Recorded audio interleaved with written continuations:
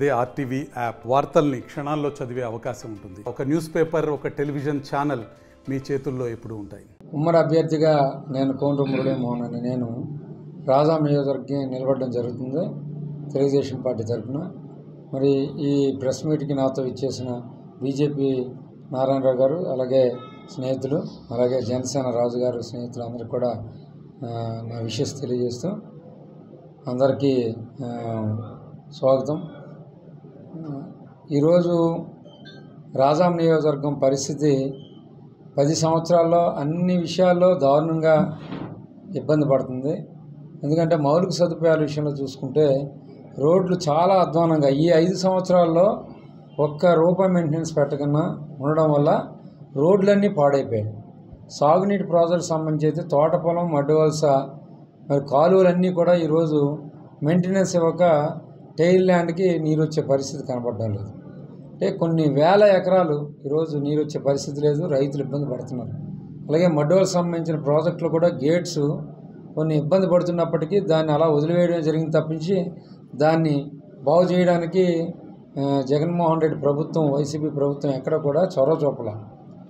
అలాగే ఈరోజు మరి కాలేజెస్ సంబంధించి మేము ఆ రోజుల్లో డిగ్రీ కాలేజ్ తెచ్చాం, ఇప్పటికి కూడా పర్మనెంట్ స్టాఫ్ లేరు.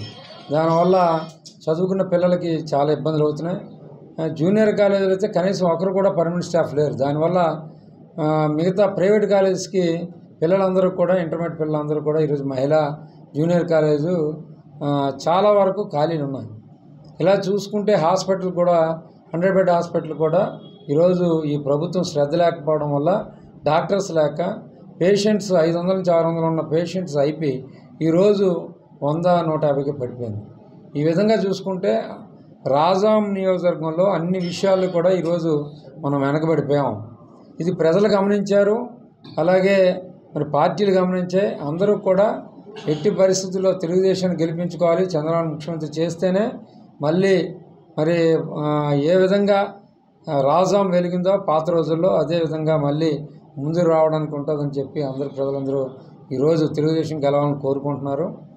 అలాగే ఈరోజు చూసుకుంటే జగన్మోహన్ రెడ్డి ఎంత దుర్మార్గుడు అంటే మరి 1వ తారీఖున పెన్షన్లు వాలంటీర్ ద్వారా ఇచ్చాడు. ఈరోజు 3వ తారీఖు అయింది. కావాలని ఆయనకి కావాల్సిన రిలేషన్స్ని కాంట్రాక్టర్లకి దగ్గర వేల కోట్ల రూపాయలు ఇవ్వడం జరిగింది. పెన్షన్ డబ్బులు కూడా వెనక్కి అంటే వారికి కావాల్సిన కాంట్రాక్టులకు ఇచ్చివేయడం జరిగింది. దానివల్ల ఈరోజు ప్రభుత్వం దగ్గర డబ్బులు లేవు. ఇప్పుడే సర్దుతున్నారు. మరి మా నాయకులు, తెలుగుదేశం పార్టీ నాయకులు కూడా వెళ్ళి కలవడం జరిగింది జవహర్ రెడ్డి గారిని. వారు కూడా 5వ తారీఖు 6వ తారీఖుకి మరి అన్నీ అరేంజ్ చేస్తామని చెప్పడం జరిగింది. ఈలోపే మరి వైసీపీ నాయకులు ఇదేదో తెలుగుదేశం ఆపింది, లేకపోతే ఇదేదో బీజేపీ ఆపింది, జనసేన ఆపింది అని ప్రచారం చేయడం మాత్రం తగదు. ఎందుకంటే ఇప్పుడు మనం చూస్తున్నాం, ఉన్న డబ్బులన్నీ కూడా ఆయనకు కావాల్సిన మాఫియాకి, ఆయనకు కావాల్సిన కాంట్రాక్టర్లకి జగన్మోహన్ రెడ్డి ఇచ్చుకోవడం జరిగింది. నేను ఒకటే అడుగుతున్నా జగన్మోహన్ రెడ్డి గారిని, నువ్వు పెట్టిన సచివాలయాల్లో 11 మంది స్టాఫ్ ఉన్నారు 2000 జనాభాకి. ఎన్ని పెన్షన్స్ ఉంటాయి? మహా అయితే 400-500 ఉంటాయి. 2000 పెన్షన్, 2000 జనాభా దగ్గర. మరి అలాంటి దగ్గర 11 మంది అంటే 2 గంటల్లో టోటల్ పంచవచ్చు. ఎందుకు ప్రభుత్వ పరంగా మీరు ఇనిషియేట్ చేయలేదు? ఎందుకు ప్రతిపక్షాల మీద బురద జల్లాలని చూస్తున్నారు? ఇది ప్రజలందరికీ అర్థమైంది. మేము ఒకటో తెలియజేస్తున్నాం, ఈ 2 మాసాల్లో కూడా మీరు ఇవ్వకపోతే మేము గెలిచిన వెంటనే చంద్రబాబు ముఖ్యమంత్రి అయిన నెక్స్ట్ డే 8,000 రూపాయలు ఇవ్వడం జరుగుతుంది. ఇది మేమే సరదాగా ఇది చాలా సీరియస్గా తీసుకున్నాం. ఖచ్చితంగా ఎప్పుడైతే ఒకవేళ వెంటనే సిఎస్ జవహర్ రెడ్డి గారు యాక్షన్ తీసుకుంటే ఇమ్మీడియట్గా మేము కూడా మరి ప్రతి సచివాలయం దగ్గర కూడా మేము ప్రజలకు సహాయంగా ఉండడానికి మా క్యాడర్ అంతా కూడా రెడీగా ఉంది. వారికి కావాల్సిన, ఒకవేళ మీరు ఎండలో నిలబడితే మీ టెంట్లు మేమే వేస్తాం, ఒకవేళ నీరు ఇవ్వకపోతే మేమే మజ్జిగ నీరు ఇస్తామని కూడా ఈ సందర్భంగా తెలియజేస్తాం.